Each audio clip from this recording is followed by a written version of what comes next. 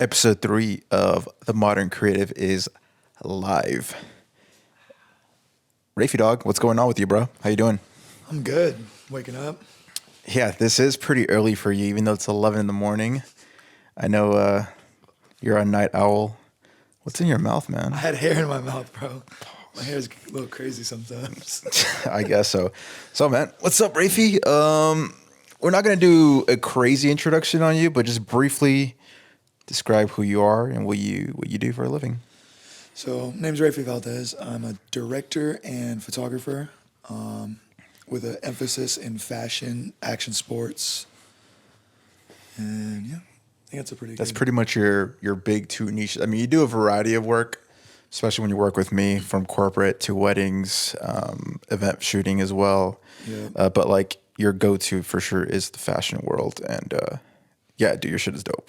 Appreciate it. I'm not just saying that because we work together, but for real, your stuff is pretty unique, I think, compared to like other creatives that I see out there on the net, on the grams. Yeah, man, I feel like you got a lot of potential and a shit ton to grow too.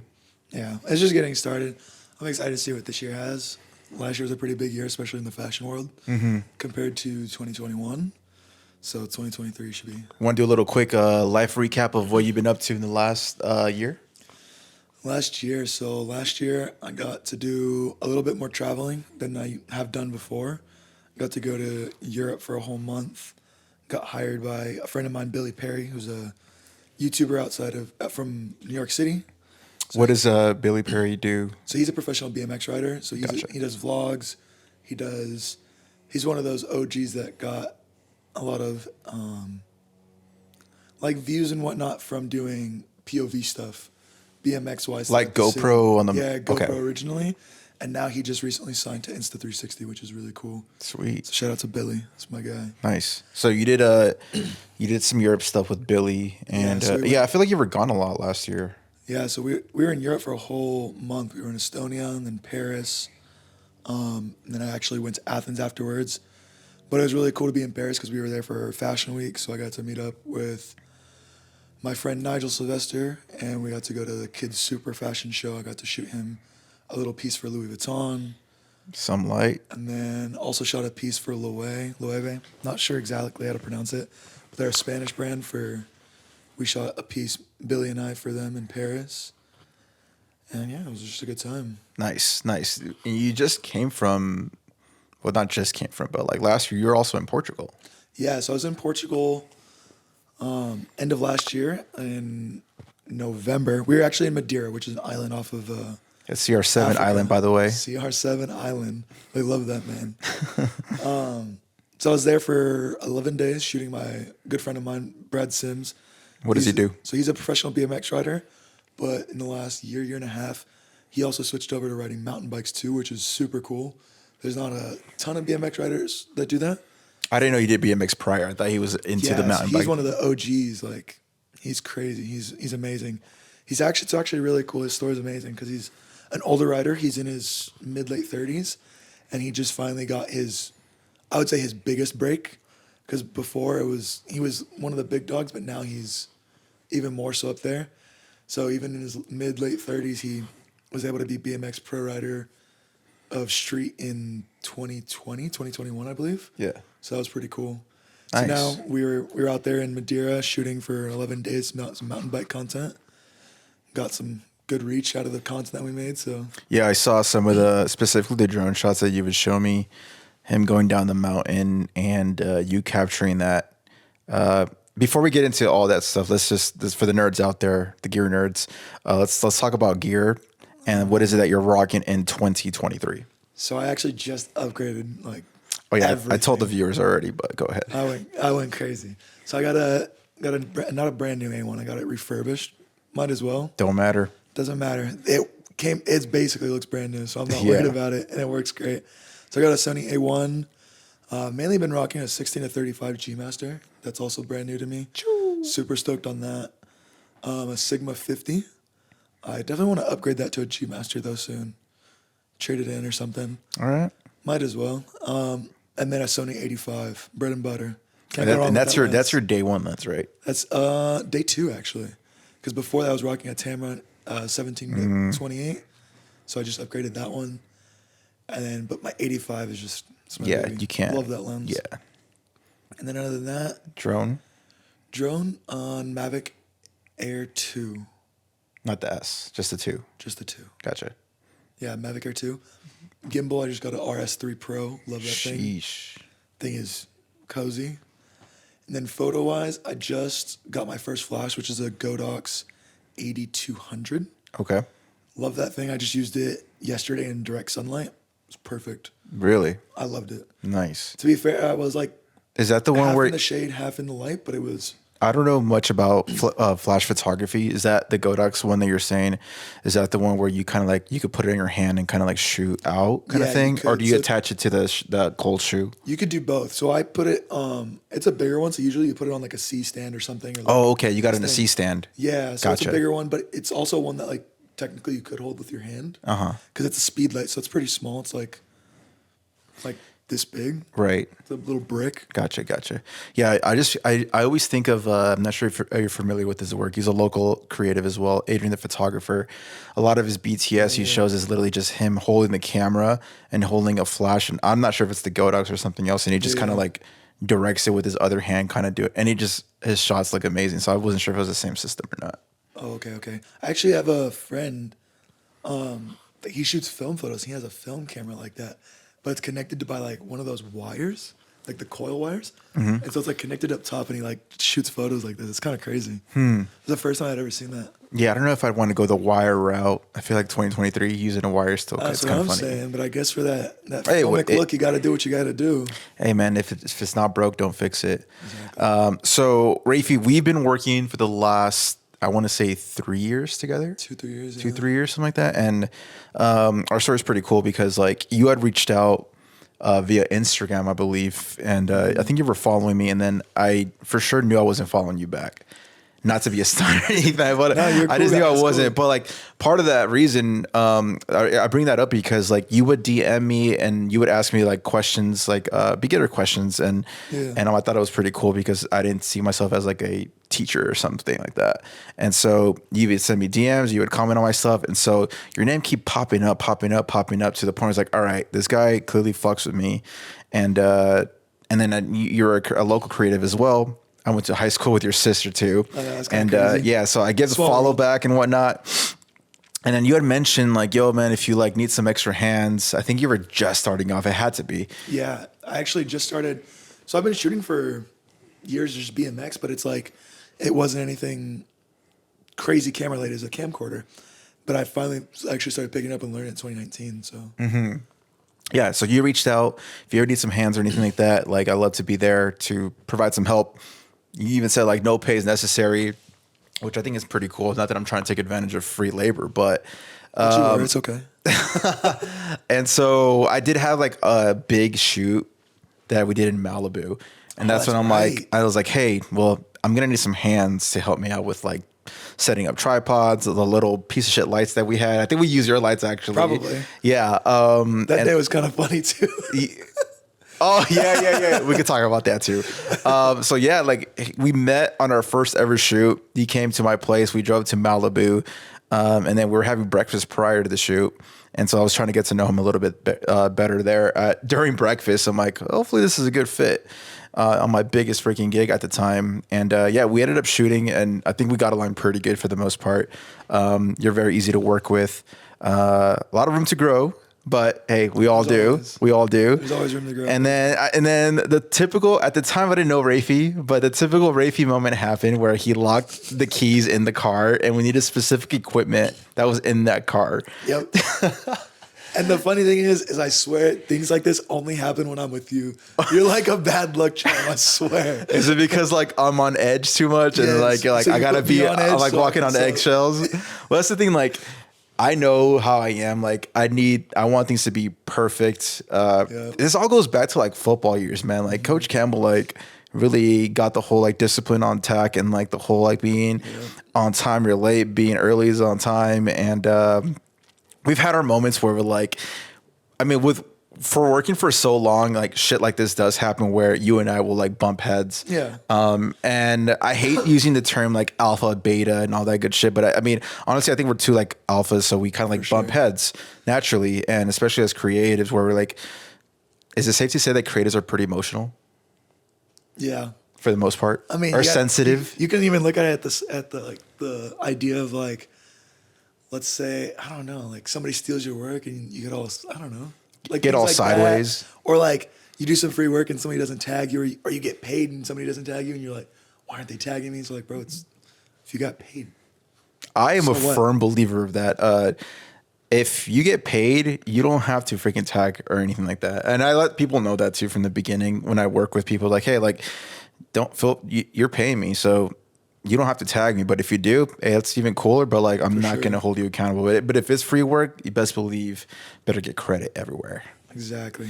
But yeah, I remember like we. When we're on our way to a wedding, we kind of like bumped heads and like we're kind of like yelling at each other. But it was like I feel like it was necessary to get that shit out of our systems. And I feel like our work chemistry has got even stronger than ever. Oh, 100%. I would even say like that was a key point. So where it's like now it's like we bump heads, but I don't think we bump heads the same way we used to, because we like there's more of like a mutual respect / like desire to actually like work it out rather than just bump heads, you know? Right. And I think that was a very good example of open communication, because you had told me some stuff about me that I never realized. And I had told you some stuff that you may have not realized. No, for sure. Because when you're in your own world, you always think for the most part, like, hey, I'm doing things the right way, the fairest way. And, but once you hear from like the outside perspective of like, what people may view as, like, that doesn't bug me how people view me. But like, if there's ways to improve my situation, or like, not even personality, but just in general, then I'm going to be all ears for it, you know? And you told me some stuff like, all right, you know what? I never realized that. Like, I never realized how I could come off very dictatorship-ish. Yeah. But I thought it was a really cool conversation to have. 100%. And a good reason to bring this up here is because, like, if you're working with other people, man, especially creatives, like, it's very easy to, like, brush off the hard conversations, even with anyone in general, like even with your spouse, your partners. 100%. You gotta have those hard conversations. It's very necessary to have those hard conversations. So like, it makes life easier. Yeah, it Maybe does. not in the moment, but in the end, like, yeah, those hard conversations, things get easier. Those hard conversations get easier too. Right. So it's yeah, and at that point, since then, like, we do a fairly good job, I think, of like, hey, man, I don't like this, or you don't like that, like, and it's like, all right, now I know. I didn't know that before, you know? Yeah, for sure. But I think, like you were saying, it's really good for creatives, like, because especially in certain situations, like, stuff gets super stressful sometimes. Especially in a shoot where you have the perfect plan in your mind or on paper, but as you and I know, things never go according to plan. Never. And it's something I like to tell the people that I work with, like, as far as like the people we're shooting, the talents or whatnot, like, I like to give them a heads up, like, hey, we had the best plan ever, but just be aware, things always happen. Technology fails here and there. Things are not going to go according to plan all the time. And one thing about filmmaking that you and I both know for sure is that it's all about problem solving. Yeah. Something happens, we got to figure out a way to make it right now, or to make it work. Exactly. And that just like added stress upon like making sure the gear is right, making sure your settings are right, because it's so easy to just miss one setting that can change everything. Especially when you're dealing with audio. Like, audio is very sensitive. If you mess up audio, there's a saying, it's like with video, like audio is like 60% of like the stuff that the actual audience consumes. That you could sacrifice bad visuals, but if you have great audio, the viewer will still stick. But if you have amazing visuals with shitty audio, at least to me, it pulls the viewer out of the video, and it for sure does that to me. Because if I hear like either podcasts with really bad audio, I'm just like not into it. Or interviews and stuff. It's like, oh, right. Can't even watch it. It's like my ears are bleeding. For sure. And then also the time crunch with like lighting. Let's say you're shooting outside, especially with the stuff. Yeah. Like, when I shoot BMX, it's like, yo, like we got to meet up 10, 12 o'clock. And if it's wintertime, we have till 5 o'clock, and that's it. I'd say till 4, but exactly. So it's like you gotta get all your shots in that time period. If you don't, you have to shoot a whole nother day. And where we live an hour from San Diego, hour and a half to LA, 2 hours to LA depending on traffic. So it's like that time crunch is Yeah, stressful sometimes. yeah, and I'm just thinking about scenarios like where we shoot indoors because a lot of the stuff that you and I shoot is the corporate style, let's call it, is indoors. But yeah, Little more especially for controlled setting. yeah, it's a more control setting.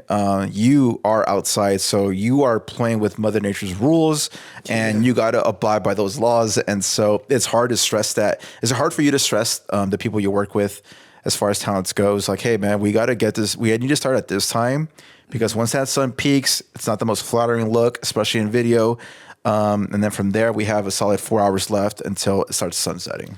Yeah, I would say like with BMX it's stressful, but it's not as stressful as mountain bikes, which I never thought about until I was in Portugal because that was the first time I ever shot mountain bikes. And our first day, I'm still getting used to the bike. I have a 25-pound backpack on. Yeah. I'm recently coming off a broken hand injury. True.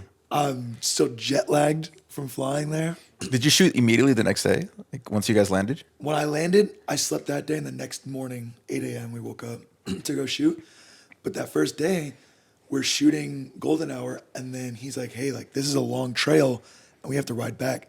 So by the time that we're getting down in the the last part, it's dark, and you can't see anything. I think I fell that time like twice. Damn. But that was mainly because like at that point, my hand is completely tired because I haven't been able to use it for the last 2 months. Right. And it was dark, and my backpack's heavy, bro. Oh, I know. Heavy. And so, I mean, it was fine. Like, I didn't die, but I fell, you know? So you had your own personal mountain bike for the shoot. Yeah. Gotcha. It was like a different bike every day because it was like a rental, but Right. I got the job done. Jeez, man. What is one thing that you think you learned in 2022 when it comes to video production or just in life in general? Like, what's one thing what's your biggest takeaway that you could think of? Like oh, dang, that's kind of hard. It's a good question. Yeah, I'll go first so you give you some time to think about. I think one of the biggest things I learned last year was efficiency. I know it's super broad, but like time efficiency, let's call it. Just being faster and efficient with like, let's say, structuring a day mentally for the most part, where from this time to this time, I'm going to do emails and admin work. And then from this time to this time, I'm going to go to the gym. From this time to this time, I'm going to edit. And then from this time to this time, I'm going to shut it off and just spend quality time with my wife now. So I learned a lot about like just trying to be as efficient as possible with my time, maximize my time as much as we can. Because believe it or not, at least for us, or for me, I could speak that 24 hours is not enough time. No. Especially when you have projects due pretty quickly. They want fast turnarounds. But one of the ways I was able to maximize my time, like when it comes to shooting, I'm always hiring a second shooter, which is you. Yeah. I no longer do shoots by myself. It's just not worth it. Sure, you are spending money or you're investing money into the business by hiring someone out, outsourcing. I even started outsourcing editing now because it's gotten to the point where like the workload is too much and it's way too much for one person. And you're just that guy. I don't know about that, but like in order to grow, I need to share the wealth, and by wealth, like work and I guess pay if you want to put that in there. For sure. I would say scaling, like a big part of scaling is just outsourcing. Correct. Like anytime you see a CEO, like you hear like an interview of a CEO, like, oh, what was the big turning point of the company? He's like, well, I started outsourcing. That is true. Focusing on the things that were important rather than doing the grunt work. True, because a lot of podcasts, like you see, like, oh, how do you be a billionaire and whatnot? You do see people outsourcing the work and sharing the load, so you're not doing every single little task that takes so much time. You're focused on building the business rather than working on the business. For sure. So back to you, Raphe. What is the biggest takeaway of 2023? So I definitely learned like a lot camera wise, just like especially like color grading, sound effects and whatnot. Definitely color grading though, because I feel like even to this day, like I struggle. Like Same. It's not easy. Like No. Every time like I think it looks good, and then like I look back at it the next day, I'm like, dang. Like it's not like I don't know. I guess I'm still afraid to push it too far, even though I can. Now you can with 10-bit. 100%. But I think another big thing that I really took out of this year is it's really easy, especially on the art side of things, not so much the commercial side of things, but like the art, it's really easy to get bored if you're not evolving. So I had a friend the other day ask me, he was talking about photos. He's like, oh, I want to get better, this and that. But he's like, I find it really boring. And which I thought was interesting because it was like, that was one of the reasons that I actually started getting into photography because I got an A7 III and it shot both video and photo. So I was like, all right, well, I'm gonna take it up as a challenge because I don't like it. And I learned to love it, and then it got boring. Then it got more interesting again, and it got boring again. And I feel like what makes it interesting right now is just finding a style that I like and just implementing new things to learn, and just kind of finding your own voice in the art itself.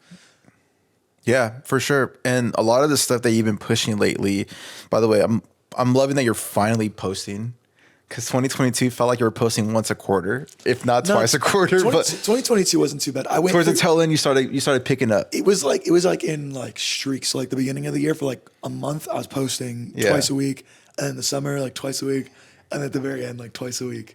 But like every time in between there was like a month and a half where I didn't post anything. And I feel like now you're getting a hot streak where you're posting very consistently.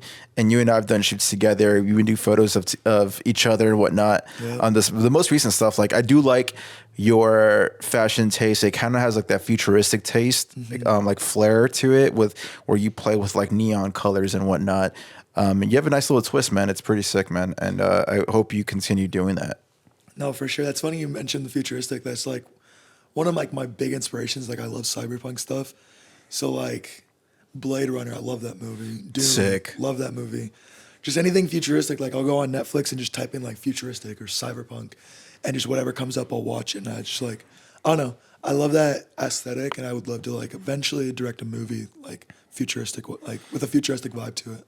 So you want to actually make like Hollywood films eventually down the line? Yeah, down the line for sure. Like it was never something that I thought I'd want to do up until like recently. Like even I think this is the first year I ever started like really getting into movies, which is super funny. Like how are you a filmmaker? That's true. And don't like movies? Because I would ask you, have you watched this film? Have you watched this film? Like, no, I haven't. I'm like, bro, what? What are you doing with your life? Yeah. I had lots of people like roast me, like, what do you mean you don't watch? What do you mean you don't like movies? You're more into like, well, at least I don't know now, but like before you would just strictly watch YouTube tutorials or like YouTube style film-ish. So I would say like 2021, I was super heavy on like just learning anything and everything, money, like stocks, like editing, everything, bro. Yeah. Lighting, color grading. Like I have like my watch later for a while. It was like all color grading stuff. It was like all color science. It was all light science, all kinds of stuff, just to like kind of get a good grasp on that stuff. But like now I feel like recently I've been really into watching interviews in Spanish to help with my understanding, since I don't get to speak it at home much. Nice. So that's been really cool. This guy's super fluent with Spanish. When people hear him speak Spanish, they're like, what? It's always fun, especially here in the States when they don't expect it. Right. Because it's like, I don't know. I haven't had the opportunity to hear somebody talk crap yet, but I pray for that day every day. I wake up in the morning, I was like, please let me hear somebody talk some smack today. But now I watch a few movies. I really like. I was talking to my mom yesterday actually because I went to Supercross this last weekend, and it's interesting being behind the scenes so much that you see shows differently. Not necessarily TV shows, movies, they're included as well, but even live performances.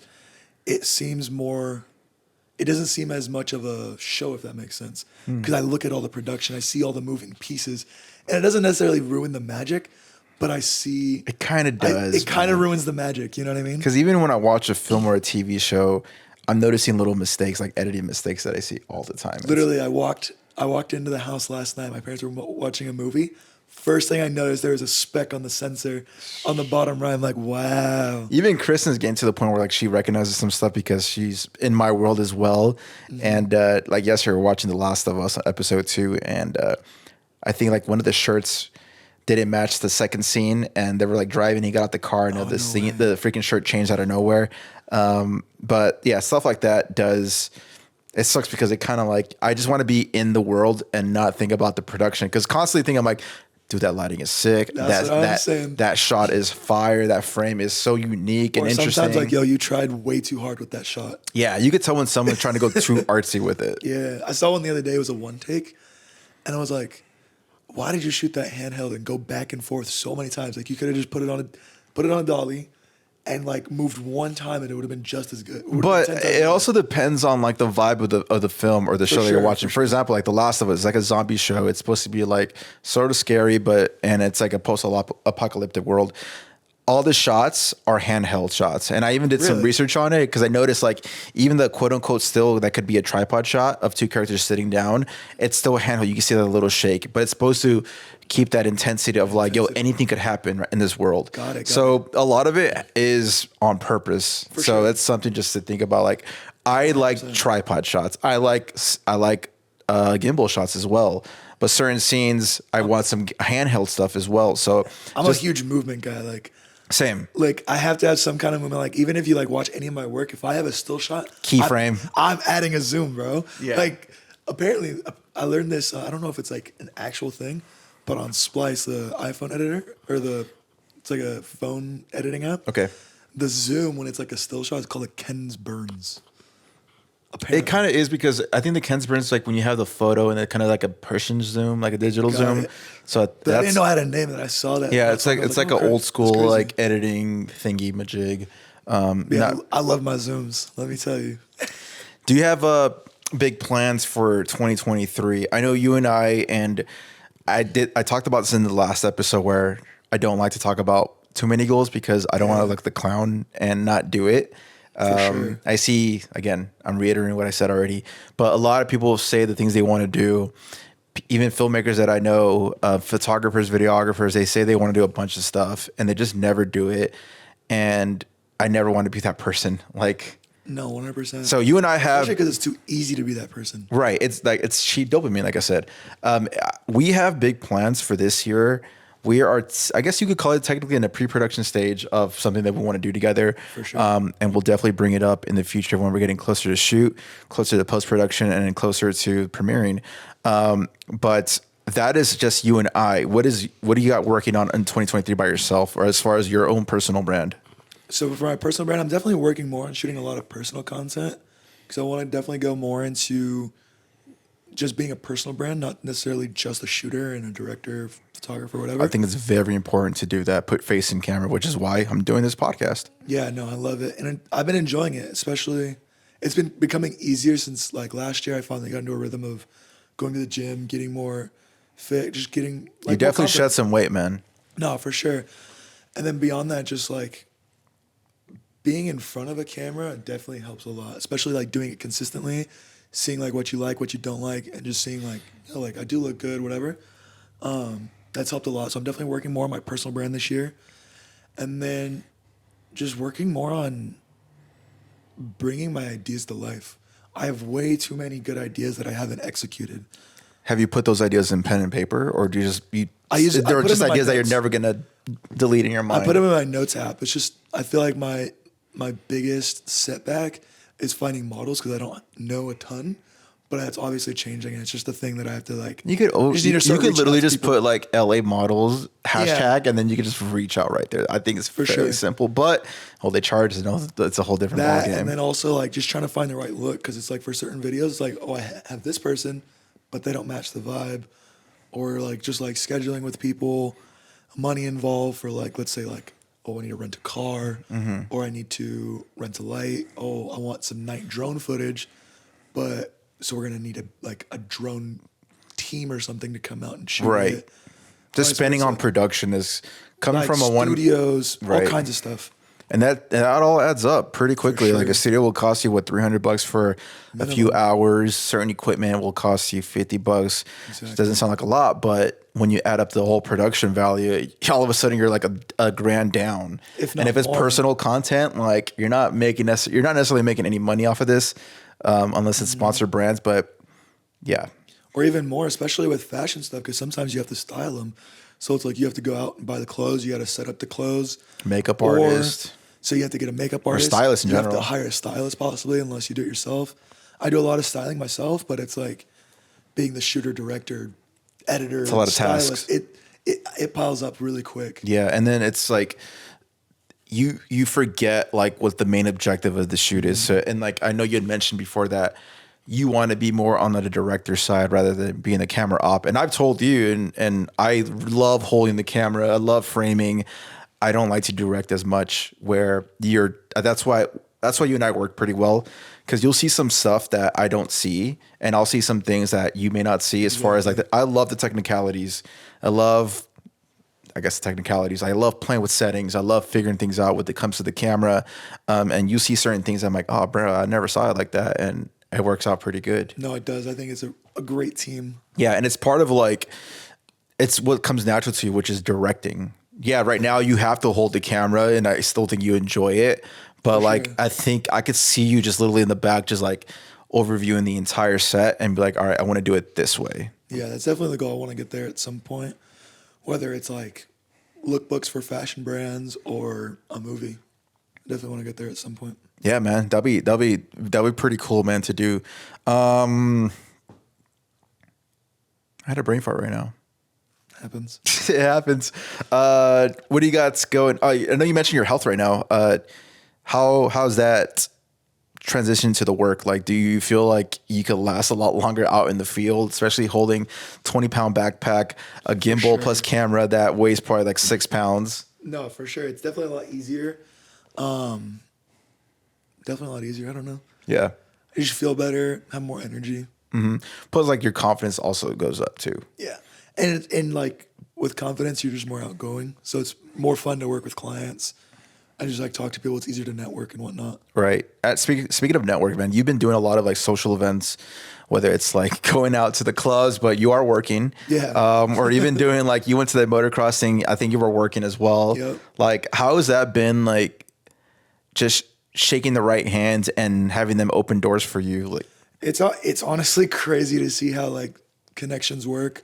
Everything, I would say a majority of my connections, pretty much all of them actually, have all stemmed from BMX. So just shooting BMX with Jaron Barboza, and then from there just kind of creating a name for ourselves. Reality, we changed a lot of like the content that's being made in the industry globally. that which is crazy. man. No, for sure. Because before us, there wasn't really anything. There wasn't anything like You're it. going to see some content bike creators be like, BS, we did it first. Literally. Probably. But I would say the only person that was like similar would be Nigel Sylvester. But even then, our stuff was different. He's definitely the blueprint in BMX, but we still gave it our own twist and created a new wave. Yeah. And then from there, like I was able to, I know a majority of the biggest BMX riders in the world. I'm friends with them. I get to go all kinds of places. Like how I said with Nigel last year in Paris. He had a book signing here in LA. That's tight. Got to meet all kinds of people there. And then from there, just like those doors kept opening it up and opening Yeah, so up. I went to Coachella with him last year. He introduced me to one guy. He introduced me to... And there's always that one person that introduced you to that He person. introduced me to two friends. One of them is DJ Night Train, who's signed to Dreamville, J. Cole's label. He's probably one of the most well-connected people I've ever met in my life. He DJs for any famous person you can think of. He's Right. there. And my good friend Khan No, he's a designer for his own brand, Made in Company, and also for Uninterrupted, LeBron's brand. So then I met them, and then other. I saw you shot for Big Boy last year. I did shoot for Big Boy. That was through Foot Locker, and I got that through doing some BTS for my best friend Markel Jones. Got in with Foot Locker. Through Foot Locker, I've met Big Boy. I've gone to Complex Con, Sneaker Con, All the hipster events, pretty much. No, I'm Yeah, kidding. pretty I'm much. kidding. So like that, when you just said you did some BTS for Markel, you might have got paid that day, but like one of the things, do you think, how important is doing some free work, especially when you're starting? Oh, bro, it's imperative. If you don't do free, like if you're not doing free work, like you don't want it bad enough. I Period. agree. There's some artists out there, and by artists, I use that term very loosely. Anyone that just buys a camera on Costco or whatever. But they just think because they have $1,000 set, they think that they should be paid what they think they're deserved or valued of. But I'm always a big advocate of if no one's asking for your photos or your video content, then maybe you should start thinking about doing some free work or working on your I portfolio. was just about to say that because I remember you sent me a reel the other day that would say that like something so super similar, and it's true. Like if nobody's hiring you, why should you be paid? Right. Like that's kind of a red flag. Right. Yeah. And this circles back to our first shoot together in Malibu. It was free work. Yeah. I was getting to know you, and I was trying to see if you fit if we have good chemistry and you just fit with the workflow, or if you're not just a lazy worker. Because I've hired other people outside of you in the past where it's like, it just doesn't hit the same. Yeah, pause. But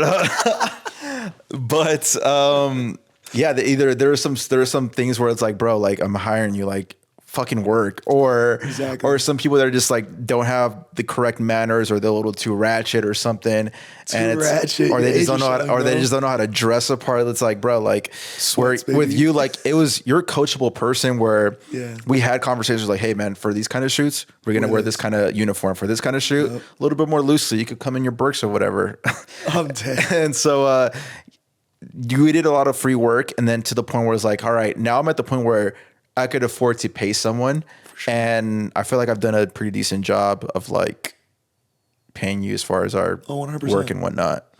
And like, and that all came from free work. Yeah, no, 100%. And like, even to this day, like for certain things, like I'll do free work. Yeah, yeah. But you just gotta really balance out like the cost to benefit ratio, I guess you could say. Sure, like, for sure. Like your effort to I don't want to say exposure, but to reward, I guess, for your free work. And even till today, you and I, we do free work. Free work, finger quotes. If you have a shoot idea, I'm going to do it. I'm not going to charge you. Exactly. If I have a shoot idea, a personal shoot idea that I want done, you're going to do it, and you're not charging me, you know? Exactly. Because we both know, like, we just have that relationship like, hey, let's help each other up. Let's build our own personal content, and I guess free of charge. But like, we love this game so much that, I mean, we could do it for free. But at the end of the day, it also like, it's like one of those things where it's like we're building each other's personal brands to be able to like help each other get paid. Right. And then from there, it's like, yo, now I have a $10,000 budget. Like, here's half for helping me out over the years, you know, like helping me create this personal brand that's worth what it is now. Easier said than done. Not everybody has that mentality 100%. though. Not everyone has a mentality. It's like a lot of people, when you get that big bag, you just want to keep it to yourself. And it's I like to remember the people that I work with that help me out. So I try to do a decent job of like, hey man, let me show you my love. Here's for helping me out for the last X amount of months or whatever. Yeah. And like even the stuff that we're gonna work on in this year that we're actually currently working on, it's pretty much we're funding the entire project ourselves for the most part. Yeah. We're trying to get some sponsorships, but that takes a little bit more time. But we still could work on the pre-production side as far as like how to shoot it and where to shoot it. And so for stuff like that, like we came up with this idea, like this duo idea of like, hey, we should start doing this kind of piece of content. I really love doing it. You like doing it too. This could like spread your wings as far as like directing. This spreads my wings as far as like shooting the kind of content that I kind of want to shoot in the future from here on out. Exactly. So I feel like it also highlights both of our specialties, because it's like I shoot like a lot more like, let's say, active stuff, I guess you could say, and you shoot a lot more like how you said earlier, like you love your tripod shots and you're really good at it. So I feel like it's a good happy medium of like bringing both of our strengths together to create a beast. Yeah, I'm excited, man, for the future. Where can people find you at, man? You can find me on Instagram at Raphe_V, RAPHEE_V. Nice. And you could. One E was taken. Dude, I was trying to find modern. It's currently the podcast is called Modern Creative. The Instagram is modern_creatives_. And I did find Modern Creative, and I messaged the person. It hasn't been active since like 2019. Typical. Dude, Instagram needs to do a thing where like if your page is not active for let's say 12 months, get a message sent, and get a bot sent to them. It's like, hey, if you don't reply to us, and if you don't reply to us, that means your page is done and we're going to axe it. Yeah, exactly. Yeah, like how cool would it be if mine was just Raphe, RAPHE? That'd be so sick. Even Alberto Mendoza, like I don't like my Instagram handle and spend my day on Instagram handle _Mendoza_. Like I wanted to be Alberto Mendoza, but the person who has Alberto Mendoza hasn't posted since like 2019 or 2017 actually. Goodness. And I've messaged the person like, yo, can I take this handle? Yo, I'll pay for the handle. Like, and they don't even see it because the page is dead. Like Instagram needs to do a job where if the page is not active, just freaking axe it. Give them a shot to respond to that DM, so at least you know they're active, and just axe it, man. Yeah. But Anyways, that's a separate conversation. Yeah, but you could follow on Instagram Modern Creatives. You'll see it on the lower thirds. If you're on Spotify, I thought you said thumbs down. Like, yo, here. chill. Down here. If you're on Spotify, yeah, definitely give it a subscribe. Apple, give it a 5-star rating and a review. Shout out Spotify users. I guess. And if you're on YouTube, give it a thumbs up and let us know what you learned from this specific episode. We're going to try to get Raphe on more in this podcast. So if you guys like it, spam up the thumbs up. And if you don't, spam up the thumbs down. And we'll let the people choose. That's crazy. You got anything else for the Potter Man? No, I'm just excited for this year. Excited to see what you do with the podcast, who you're able to bring on. Excited to just see where it goes in general. Like I have very high hopes for it. I can see it going, doing a lot of things. Yeah, I truly love the podcast space, and I've told you this since last year, that I wanted to do this podcast, and I'm glad I'm actually doing it now. I'm proud of you for executing. Because I love the old podcast. It just kind of like ran its course, and I just knew I wanted to do something like more solo-ish and put my face out there, because that's like one of my biggest goals of 2023 is just put face in camera, man. For sure. And that also reminds me of this thing that I saw the other day. It was saying that like new podcasts are down like 80% or something like that compared to 2020. I actually did see that, which is kind of crazy. So it's like, I think it was like a Gary Vee post or something like that. I think it was a Gary Vee post. And it's like, there's just so much room to grow in the space, even though it's saturated. But I don't think it's saturated. I think it has a lot of potential. On top of that, YouTube apparently is going to have a new tab dedicated specifically to podcasts, especially within a channel. So you can have your channel, and then within your channel, you can have a separate space for your podcasts. Because that's kind of what I'm doing right now. I'm posting, we're about to wrap up, but we're continuing. I love this. I have my podcast playlist on my actual main Alberto Mendoza YouTube channel. So I wonder how it's going to work though, because you could clearly just put a playlist that says podcast or something like that. Yeah. So I guess it's supposed to be a separate tab. I was talking to a friend about it the other day. So. Yeah, I'm more of a fan of, I thought about like, do I create a separate YouTube channel, start from scratch, or just continue the actual personal brand YouTube, which I thought it made sense just to keep it in one channel and just have separate, well, hopefully the tabs do roll out sooner than later, and just have separate playlist of like my work, my travel videos that I need to go back to, and my podcast stuff. I love it. I'm excited to see it. We'll see what happens, guys. 2023, big year, guys. Blow up. The big blow up, baby. Yeah. All right, guys. We'll catch you guys later. Peace.